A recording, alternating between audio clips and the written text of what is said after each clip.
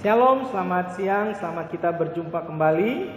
Bagi Bapak, Ibu, Saudara, umat Tuhan dimanapun Anda berada, kita percaya bahwa Tuhan turut bekerja dalam segala sesuatu untuk mendatangkan kebaikan. Amin. Termasuk di tengah-tengah situasi seperti ini, kita percaya bahwa apapun yang kita lakukan, kita harus selalu bertumbuh dan berbuah di dalam Tuhan. Kembali lagi kita dalam acara perbincangan bersama kedua hamba Tuhan, orang tua rohani kita, Gembala Sidang dari GBI Pondok Pemulihan Papua, yaitu Bapak Dr. Andus Sumiran bersama dengan Mama Retno Sumiran. Shalom Bapak, Mama, bagaimana? Shalom. Tetap semangat? Semangat. Mantap. Mantap. Semua sehat-sehat? Sehat. Tuhan sehat. Atas anugerah Tuhan. Amin, atas anugerah Tuhan. Bapak, Ibu, Saudara, ini adalah acara yang diproduksi oleh Pondok Media Ministry. Dan kami berharap Bapak Ibu Saudara dimanapun Anda berada, biarlah lewat acara ini firman Tuhan boleh terus diberitakan dan kita bertumbuh dalam Tuhan. Jangan lupa subscribe dan like acara ini, bahkan komentar dari Bapak Ibu Saudara. Kami sangat menantikan untuk membangun acara ini sehingga boleh lebih lagi menjadi berkat bagi banyak orang. Baik, saya langsung saja akan melanjutkan perbincangan dengan Bapak dan Mama terkait dengan topik kita, yaitu sebagai orang Kristen, kita tidak hanya mengaku percaya Yesus, kita tidak hanya dibaptis, datang ke gereja, terlibat pelayanan, tetapi hal yang paling penting adalah kita harus bertumbuh dan kita harus berbuah dengan benar di dalam Tuhan, ya. Nah, dan saya berharap Bapak Ibu Saudara di rumah juga punya kerinduan yang sama untuk tidak sekedar kita jadi orang Kristen, tetapi kita juga mau mengalami pertumbuhan dan berbuah dengan benar dalam Tuhan. Baik, Bapak dan Mama, kemarin kita sudah membahas tentang bagaimana kita mengalami Tuhan dan bagaimana untuk kita bisa punya strategi-strategi untuk bagaimana kita bertumbuh dalam Tuhan. Salah satunya lewat doa, pembacaan firman Tuhan, bahkan yang paling kita harus kejar adalah melakukan kehendak Tuhan. Ya. Karena ya seperti firman Tuhan yang kemarin kita bahas, tanpa kehendak Tuhan sia-sia kita jadi orang Kristen dan kita tidak bisa masuk surga, ya. Nah, kira-kira ada hal apa lagi yang mungkin Bapak dengan Mama bisa bagikan kepada kita jemaat umat Tuhan terkait bertumbuh di dalam Tuhan secara khusus di tengah-tengah situasi yang kita hadapi saat ini, yaitu situasi corona, COVID-19, kesulitan ekonomi, bahkan sampai kepada pendidikan dan lain sebagainya, sendi-sendi dari kehidupan masyarakat ini, termasuk kita dalam berjemaat.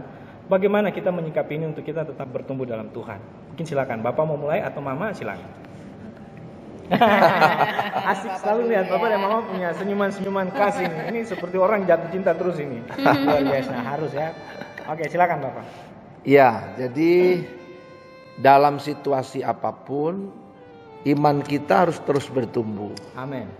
Dan juga berbuah. Ya. Kenapa? Karena tanpa bertumbuh dan berbuah ini berarti kita stuck, ya, kita mati. Oke. Ya. Seperti pohon, ya, ketika ditanam, orang berharap pohon itu bisa bertumbuh dan berbuah, menghasilkan buah, ya. Ya, menghasilkan buah, karena dalam perumpamaan di Yohanes 15 itu Bapa adalah pengusaha, Yesus pokok anggur, kita ranting, carangnya. Nah, kalau kita sudah menjadi carang, ya, tentu pengusaha menginginkan ada buah, ada hasilnya. Ya, jangan sampai tidak ada hasilnya. Bahkan juga dikatakan begini, kalau sudah ada hasil, ini ngobrol ya, artinya apakah kesulitan ini kita tidak bisa berbuah di tengah-tengah kesulitan. Justru iman itu kan bertumbuh di dalam penderitaan, dalam kesulitan-kesulitan itu. Yes. Ya. Artinya apa? Kita tidak hidup berdasarkan situasi dan kondisi corona yang ada ini. Amin. Ini masalah, semua punya masalah. Masalah ekonomi tadi semua sudah disebutkan. Tapi kita tidak hidup di atas itu. Itu memang kenyataan-kenyataan yang harus kita hadapi. tetapi hidup kita sebagai orang benar berdasarkan iman. Iman. Ya. Oke. Jadi tidak didasarkan atas masalah. Oke. Saya mau ingatkan semua saudara, semua jemaat, bahwa ketika murid-murid bersama dengan Yesus Ya. naik perahu menyeberangi Galilea, kemudian ada badai, Ya. murid-murid selalu bersandar kepada badai ini dan kekuatan mereka, Fokusnya ke masalah ya. ke masalah dan kepada kemampuan mereka. dia. Oke, oke. Jadi waktu Yesus tidur, tidak ada masalah buat mereka. Karena mereka berpikir, ya saya ini nelayan, ini bisa diselesaikan. Saya juga bisa. Ya, saya bisa. Orang Papua bilang saya terakosong. Saya juga bisa. Oke. Jadi orang Danau Sentani, orang di laut sana di Hamadi, aman aja.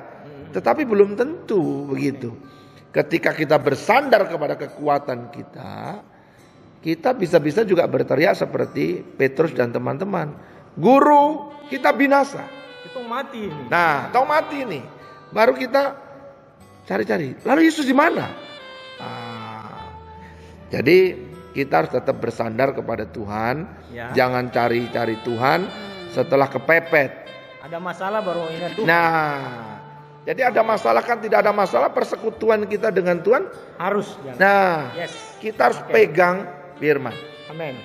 Nah, supaya bisa pegang, ada satu firman di dalam Yohanes 15 ayat yang ke-7 dikatakan begini, jikalau kamu tinggal di dalam aku dan firmanku tinggal di dalam kamu, mintalah apa saja yang kamu kehendaki dan kamu akan menerimanya. Amin. Lalu bagaimana firman itu tinggal di dalam kita, kita tinggal di dalam firman itu. Oke. Nah, itu yang menjadi pertanyaan penting buat kita. Oke, Bapak tahan dulu. Satu ayat firman Tuhan yang luar biasa yang Bapak sudah sampaikan ya. Ya, Jadi muncul satu pertanyaan buat kita, bagaimana supaya firman itu tinggal dalam kita ya. Ya. Nanti mungkin Bapak akan menjabarkan buat kita. Tapi saya ingin ke Mama dulu terkait dengan yang tadi Bapak sampaikan, situasi saat ini.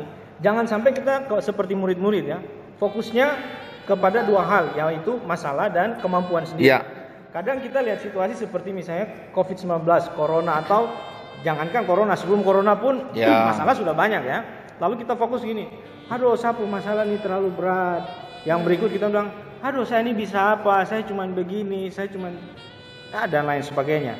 Nah, kira-kira Mama mungkin bisa membagikan sedikit terkait, apalagi maaf ya, biasanya yang paling khawatir itu kalau menurut saya ya, maaf kalau salah juga, itu kadang-kadang ibu rumah tangga ya. ya salah karena kita manusia ya biasa aja. Jadi kadang-kadang apa yang kita laki-laki kepala keluarga pikirkan belum tentu itu. Nah, kira-kira Mama mungkin bisa bagikan juga terkait dalam rumah tangga untuk kita menyikapi hal seperti ini supaya jangan sampai kerohanian kita itu stagnan apalagi turun. Tapi kita harus bertumbuh. Silakan, Ma. Oke, baik. Ya. Jadi saya berpegang kepada gini. Masalah yang kita hadapi ya, Ya. itu yang jelas tidak melebihi kebesaran Tuhan. Tidak melebihi Tidak kebesaran melebihi kekuatan Tuhan dan kuasa Tuhan. Tuhan. Amin. Amin. Dan saya punya prinsip, masalah-masalah yang sedang terjadi kan fakta yang terjadi. Iya, iya. Fakta harus tunduk kepada kebenaran. Ya. Faktanya Faktanya, harus tunduk kepada kebenaran. Kita sedang ada dalam ini luar kesulitan. biasa. Tapi kebenarannya Tuhan, Dia ada bersama dengan kita. Dia Luar menyertai kita, Dia tahu kebutuhan kita dan Amin. semuanya, dan saya pegang janji itu, gitu Oke. ya. Jadi kalau saya nggak perlu khawatir. Apalagi Tuhan bilang, lihatlah burung di udara aja dipelihara ya kan, apalagi kita. Sungguh mati, burung-burung saja dong enak Burung ya. dipelihara. Bunga di padang katanya Oke, juga oke. dihiasi, apalagi kita. Jadi itu tadi, kita harus berpegang kepada janji Tuhan. Ya, tanpa itu kita nggak akan kuat dan kita akan tergoyahkan dengan situasi yang sekarang ini terjadi. Oke. Dari Mama Gembala atau Mama Retno Sumiran menyampaikan bahwa tadi satu kalimat yang saya suka, fakta harus tunduk kepada kebenaran. Amin. Dan kita percaya kebenaran sejati itu adalah Yesus sendiri ya. Yes. Amin. Kebenaran sejati adalah firman Tuhan. Baik, Bapak Ibu Saudara, perbincangan ini sungguh sangat menarik dan menguatkan kita di tengah-tengah situasi seperti ini ya. Sebelum nanti kita akan lanjut kepada termen yang berikut, saya akan mau kembali ke Bapak untuk satu hal lagi yang tadi Bapak menyampaikan ilustrasi seperti sebuah pohon ya, seperti sebuah pohon di mana saya juga kalau misalnya saya tanam sebut saja singkong, pepaya, ya, hipere, mangga, pokoknya yang ada di Kitong Papua sini saya. Jangan kita sebut yang Kitong tidak tahu itu makanan apa itu. Nah, saya pun kalau tanam, sasu setiap hari kasih siram, pupuk, tapi kalau tidak ada hasil, saya bisa datang dan parang juga saya bilang ini kok ini bikin rugi sapu waktu dan lain sebagainya. Nah, demikian juga Tuhan juga mengharapkan seperti itu ya Bapak ya. Apalagi di tengah-tengah situasi seperti ini. Dan saya tadi sempat berpikir tanaman apa ya yang menurut saya tuh di tengah-tengah angin badai dia akan tetap bertumbuh dan dia berbuah. Itu pasti ada dan pasti punya nilai sesuatu yang kita bisa belajar dari situ ya. Tapi saya tertarik dengan yang tadi Bapak bilang dalam firman Tuhan itu, mungkin Bapak bisa kaitkan dengan ilustrasi yang tadi Bapak sampaikan buat kita semua terkait mungkin kita di tengah situasi seperti itu. Mungkin kita perlu tinggal di dalam Tuhan ya. Seperti ayat firman Tuhan tadi. Kita tinggal dalam firman, firman tinggal dalam kita. Ibarat tanaman itu dia akan aman dan dia akan bisa menghasilkan apabila dia tinggal di tempat yang tepat. Dan saya percaya maka angin, badai atau apapun, kalau dia di tempat yang tepat, pasti dia akan mengalami pertumbuhan yang sehat. Kira-kira bagaimana menurut Bapak? Jadi saya kembali kepada firman tadi, Yohanes 15 tadi ya. Jikalau kamu tinggal di dalam aku, kamu tinggal di dalam aku. Berarti kita harus tinggal di dalam Tuhan. Tinggal dalam Tuhan tuh apakah kayak tinggal dalam gereja, tidak kemana-mana atau bagaimana itu? Ya memang namanya tinggal juga tidak kemana-mana, harus tinggal di dalam Tuhan. Tuhan kan tidak kemana-mana juga. Jadi artinya gini, dan firmanku tinggal di dalam kamu. Ya, firmanku tinggal di dalam kamu. Oke? Jadi kita harus mengerti nih, apakah ada firman Tuhan di dalam diri kita, di dalam hati kita ini tinggal firman. Di pikiran kita ini ada firman. Di dalam perasaan kita ada firman. Amen. Dalam hidup kita ini firman harus tinggal. Terlebih perbuatan kita ya. Firman ini harus tinggal, ada. Jadi kita harus penuh dengan firman. Sehingga sikap menghadapi apapun, firman nomor 1. Keputusan yang kita ambil berdasarkan firman. Cara pandang kita berdasarkan firman. Tadi orang benar hidup oleh iman. Iman berdasarkan firman. Tanpa firman yang didengar, iman tidak muncul, tidak bertumbuh, tidak menjadi kuat. Lalu bagaimana kita kemudian tinggal di dalam Tuhan? Ingat ya, pada mulanya adalah firman. Firman itu bersama-sama dengan Allah dan firman itu adalah Allah. Jadi ketika firman ada di dalam kita mau tinggal di dalam Tuhan, berarti segala sesuatu Tuhan yang ngatur karena itu rumah Tuhan. Tubuh kita ini kan rumah Tuhan. Yang ngatur hidup kita harus Tuhan, bukan kita. Jadi kita mesti tanya, Tuhan, aku harus bikin apa dalam situasi seperti ini? Ya. Sekarang kamu punya apa? Oh, saya punya 1 genggam tepung ini. Kasih makan dia.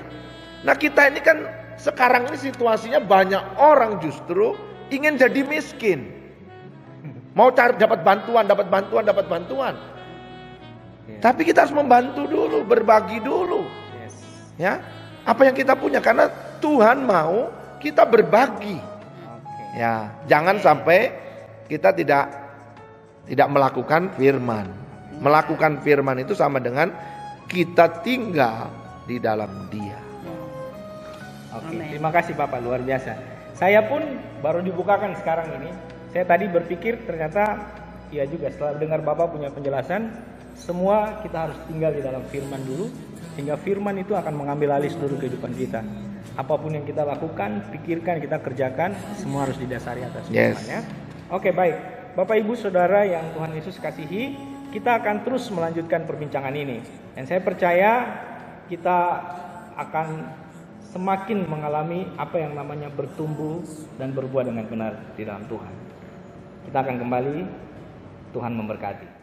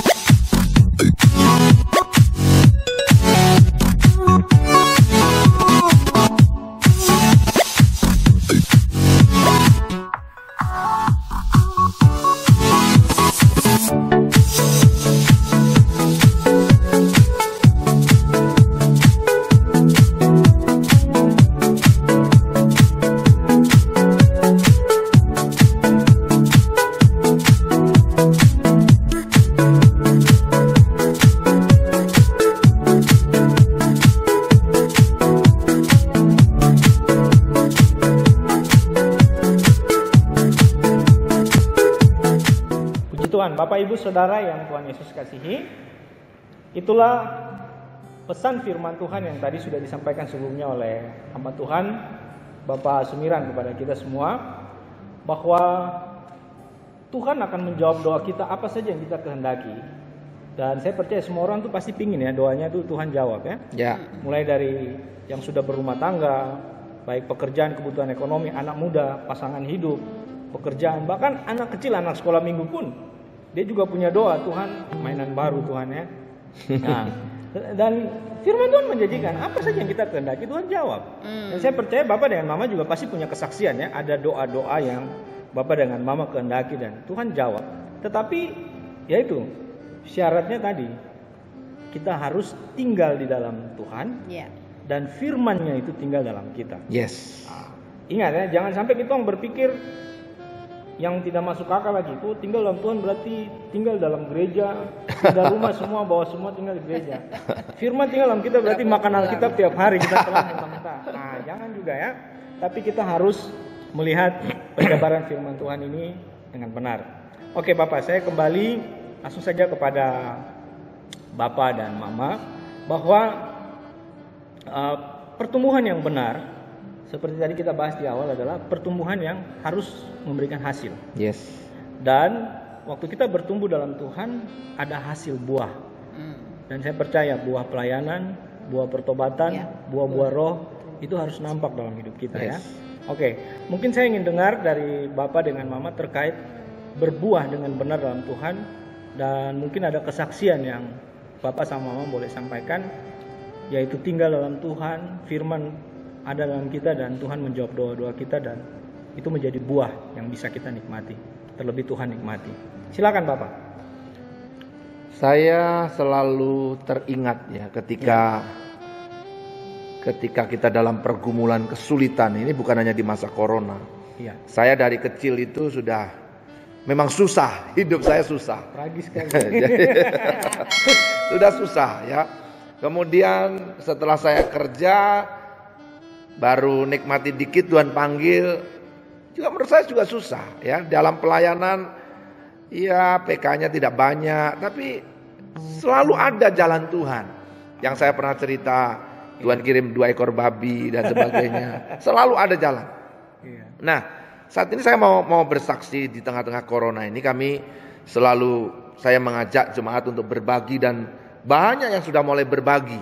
Amin. Ya, berbagi beras lah, berbagi berkat, tapi juga ada yang berbagi mendoakan, menolong seseorang, dan banyak lagi yang lain. Nah, beberapa waktu yang lalu kami sepakat untuk menolong gembala-gembala, pendeta-pendeta khusus gembala di GBI ya, di BD Papua. Nah, tapi anggaran tidak cukup ya. Ada sudah disiapkan dari BPH, tapi tidak cukup. Saya ingat yang penting kita berbagi aja ya. Kemudian ada beberapa bantuan ikut nyumbang. Saya bilang saya segini, yang ini gini. Kami berbagi untuk jemaat dan juga untuk gembala-gembala. Saya ingat dalam pergumulan itu tiba-tiba pagi-pagi saya buka WA, itu saya terima WA dari Kanada. Wow. Dari Kanada, jauh sekali di kutub berapa itu? Dekat kutub ya. Itu jauh di seberang sana. Itu kita pagi di sini, di sana sekitar jam 2 siang. Waktu itu saya teringat, saya balas, terima kasih untuk berkatnya ya yang akan dikirim. Ini yang kirim orang Indonesia ya, jadi orang Indonesia yang ada di Kanada. Okay. Jadi BPLN Kanada. Lalu beliau langsung telepon saya pagi itu. Maaf ya pagi-pagi tidak terlalu, enggak apa-apa, kami sudah doa gini-gini ya. Terus kemudian saya bilang ini jawaban doa. Ya, jawaban doa. Jadi mereka akhirnya kirim sekian ya, dan kemudian kami bagi ya, gembala-gembala, dan semua diberkati, tercukupkan. Ya. Selalu ada yang ketika kita mau memberi, sumbernya bukan kita, gitu loh. Sumbernya bukan kita. Ingat tadi, burung di udara dia pelihara. Apalagi kita anak-anaknya. Jadi ketika kita mau berbagi, itu kan kehendak Tuhan di dalam hidup kita. Ingat, kita tinggal di dalam Tuhan, firman-Nya ada di dalam kita, tinggal di dalam kita. Jadi kita juga harus berbagi, menolong itu. Kemudian jangan dilihat seberapa besar yang kita punya. Tapi yang kita harus tanya, Tuhan, kau mau apa dengan ini aku harus lakukan? Apa yang Tuhan mau? Iya, betul. Masih ingat janda Sarfat? Ya. Nabi Elia berkata, bikin buat saya dulu. Baru mujizat terjadi. Nah masalahnya sekarang seperti tadi saya katakan, banyak orang itu jadi miskin, tiba-tiba mendadak jadi miskin. Berebutan sembako. Berebutan. Marah Pak RT, aduh. Sudah dapat, masih mau dapat lagi. Bikin diri pura-pura lupa, Nanti lupa betul baru gawat ini. Jadi yang pegawai negeri jangan ikut ambil sembako dong, itu bukan bagianmu. Yang sudah punya kos-kosan, sudah punya pendapatan rutin, jangan, berbagilah. Ya. Punya kebun besar, ya bagilah yang punya. Kita tidak harus berbagi beras, mungkin ada pisang, mungkin kemarin saya terima apa itu? Labu. 5 kan 3 itu. Nanti kalau yang mau dapat ya datang aja. Kita berbagi. Kita juga berbagi sama tetangga kemarin. Jadi selalu ada. Ya, kita harus berbuah di tengah-tengah situasi seperti ini. Perhatian kita bukan kita, tapi kehendak Tuhan apa di dalam hidup kita. Luar biasa sekali yang Bapak sampaikan, apalagi di tengah-tengah situasi seperti ini. Inilah musim berbuah.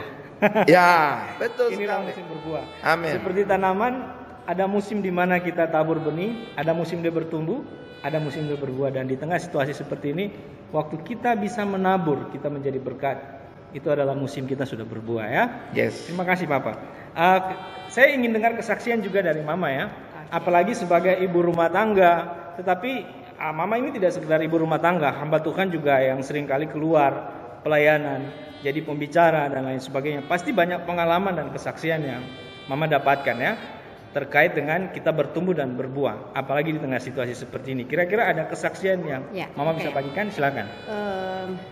Setiap hari ya, saya ingat banyak orang kan cerita, aduh COVID kita di rumah aja, kita banyak nganggur dan sebagainya. Kalau saya merasa malah justru saya nggak nganggur. Saya justru dari pagi sampai pagi kayaknya ya, mikir ini harus kerja ini dan sebagainya. Dan setiap pagi saya ingat doa saya, Tuhan aku mau jadi berkat hari ini. Aku mau jadi berkat. Dan ternyata ketika doa dijawab ya itu seneng, tapi kadang-kadang mau jadi berkat tapi ternyata kok juga capek ya gitu. Tapi saya percaya ketika saya capek, Tuhan berikan kekuatan yang baru. Amen. Contohnya gini, ya. Dulu sebelum ada Covid, saya nggak pernah namanya masak itu bisa pagi sampai sore, nggak pernah, ya. Paling pagi nyiapin untuk bapak selesai. Iya. Tapi hari-hari ini saya dibuat untuk bisa masak, harus mikir dan bersandar pada Tuhan, masak apa lagi ya Tuhan? Kok berkisarnya tahu, tempe, ikan asin, sekali-sekali ikan, sekali ayam. Kita harus kreatif dan Tuhan memberikan kreatifan luar biasa. Amen. Jadi saya bertumbuh dalam hal yang satu, saya menjadi rajin. Kemudian saya menjadi banyak memikirkan harus kasih makan apa ya mereka, gitu ya. Artinya ada memikirkan orang lain. Kemurahan saya juga bertumbuh ya kan seperti itu. Memikirkan kebutuhan orang lain. Pertama, sudahlah cuek, biasanya saya begitu kan, saya banyak keluar dan sebagainya. Tapi saya justru hari-hari saya bersyukur saya bisa menjadi ibu rumah tangga. Menurut saya ibu rumah tangga yang luar biasa. Hari-hari ini saya bisa masak pagi-pagi. Gimana Bapak? Oh, Bapak belum.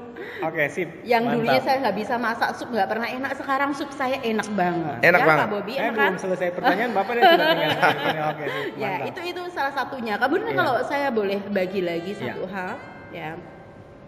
Mungkin kita berpikir kadang menjadi berkat itu harus yang besar-besar. Enggak kok. Hal yang sederhana, apa yang kita bisa ya, itu pun juga jadi berkat. Contohnya gini. Kan dengan situasi ini kan banyak orang yang kehilangan pekerjaan. Jadi betul. banyak orang akhirnya juga kreatif. Gimana caranya untuk mendapatkan uang? Banyak muncul bisnis online. Gitu. Online. Nah, saya berusaha untuk membantu, untuk membelilah, pokoknya itu salah satu menurut saya menjadi berkat buat mereka. Walaupun kadang-kadang nggak suka sebenarnya, tapi saya mau menjadi berkat. Kadang kita nggak butuh sebenarnya. Kadang-kadang nggak butuh, tapi ya udah. Kita bagi yang lain tuh. Kita beli, kita kasih yang lain. Dan saya berusaha untuk Tuhan kalau boleh ya.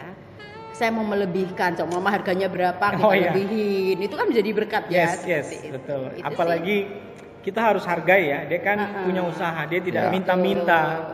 Tapi dia mau kerja, melakukan sesuatu kreatif ya. Kreatif bukan berarti kere tapi aktif toh. Benar-benar kreatif membuat sesuatu ya. Oke, baik. Sebelum kita akan menutup perbincangan kita untuk edisi kali ini, saya ingin jangan tutup terus. Oke. Ini acara yang luar biasa betul. Terima kasih Bapak buat masukan buat kita semua. Saya kadang melihat juga di tengah situasi seperti ini. Itu kalau tadi kebanyakan kita bahas tentang bagaimana kita berbuah menjadi berkat di luar ya. Jadi Mama sudah bagikan juga sedikit tentang di dalam keluarga. Tetapi yang saya ingin fokus adalah kembali ke dalam keluarga. Kadang ada suami istri yang selama ini mungkin mereka tuh jarang komunikasi dengan baik. Ada yang mungkin sudah terbiasa komunikasi. Ada yang kayak film sinetron romantis. Jadi benar-benar ada Tom Jerry. Ada Tom dan Jerry ya. Jadi macam-macam. Saya sempat dengar bahwa ada rumah tangga yang di tengah situasi corona seperti ini tinggal di rumah. Ada yang semakin lengket kayak Bapak dengan Mama. Semakin romantis. Dan kayak saya dengan saya punya istri tentunya. Oke. Tetapi ada juga yang justru malah tengah-tengah corona muncul masalah baru. Cekcok, ribut tiap hari. Mungkin karena selama ini tidak pernah sama-sama, tidak pernah satu rumah. Mungkin ekonomi akhirnya pendapatan jadi berkurang, atau mungkin handphone ketahuan. Mungkin ya, kita tidak tahu ya. Nah, kira-kira mungkin ada sedikit pesan dari Bapak dan Mama terkait bagaimana kita tetap bertumbuh dan berbuah dalam rumah tangga kita sendiri. Silakan Bapak dan Mama. Saya baca sekilas. Tidak saya pelajari, tidak hanya info sekilas, saya baca di media online bahwa setelah Wuhan selesai itu kasus mengajukan surat cerai tinggi.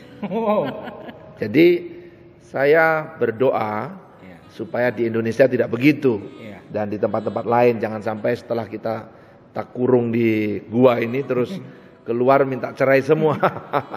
Tapi berbuah lebat ya. Amin. Saya juga dengar berita bahwa sudah cukup banyak yang menghasilkan buah-buah itu. Sudah 2 bulan, sudah positif ya. Berarti akan bertambah jiwa-jiwa ya. Berkembang biak nanti. Berkembang biak. Penuhi bumi. Nah, memang komunikasi di tengah-tengah situasi seperti ini tidak mudah. Jangan menuntut. Kuncinya untuk bisa berbuat jangan menuntut. Jangan menuntut ya. Suami tidak menuntut istri. Istri tidak menuntut suami. Kerja sana, keluar sana. Jangan ya. Tapi doronglah, dukunglah, sepakat apa yang Tuhan mau di dalam hidup kita. Anak-anak juga sama. Bapak kok pasti bisa. Ya, pasti bisa. Tuhan pasti memberkati. Amen. Dua orang sepakat minta apapun juga, doanya akan dikabulkan. Nah, saya mau baca ayat terakhir. Dalam hal inilah Bapakku dipermuliakan, yaitu jika kamu berbuah banyak dan dengan demikian kamu adalah murid-muridku. Jadi ketika kita ada di rumah bersama suami istri, berbuahnya apa? Kasih. Berbuah. Semakin mengasihi, semakin I love you, sayang, ya. Saya tersisih. Semakin sayang, yang artinya saling mengerti. Dia susah apa, sibuk apa kita bisa bantu. Sebaliknya tidak dikritik, tapi ditolong. Amen. Itu yang harus. Anak-anak juga dibantu. Tidak usah, cepat-cepat, tidak. Lagi main apa didampingi. Berapa menit kemudian, ayo kita selesai, kita kumpulin dan sebagainya. Itu kan berbuah. Kasihnya ada, damai sejahtera ada di rumah itu, dan buah roh yang lain bisa muncul di tengah-tengah kita. Amin. Baik, Bapak Ibu Saudara yang Tuhan Yesus kasihi, dalam hal itulah Bapak di surga dimuliakan. Ya? Amin. Dalam rumah tangga kita. Jadi jangan kita berpikir Tuhan dimuliakan tuh kalau di gereja, kita ibadah, liturgi dan lain-lain. Enggak. Tapi dalam hal inilah seperti firman Tuhan tadi ya. Amin. Yaitu kita bisa bertumbuh dan kita berbuah. Waktu kita beli barangnya orang, waktu kita berbagi, waktu kita mendengar utang. Istri, jangan utang lagi, susah nanti bikin susah. Kapan kau mau lunasi nanti kalau COVID sudah habis? Nah ini gawat ya.